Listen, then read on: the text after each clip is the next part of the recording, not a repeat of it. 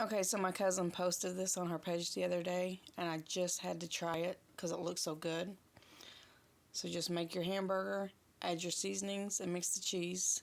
This part I skipped, but you can do. You're just putting your condiments together. This part was pretty easy, and luckily I had one of the taco things to hold it. If you don't have the taco thing, it might make it a little harder. Just add your toppings. It's time to eat. This is what ours look like. It's actually pretty good. Is this something I would do all the time? No, it wasn't that good. But it was different, and we enjoyed it. Except for my daughter. My youngest decided she just wanted a regular hamburger. And honestly, we had to eat like 4 of these to make up for one of her hamburgers because you can't get a lot of meat on there. This was her hamburger. Gotta tell you, this looks pretty good too.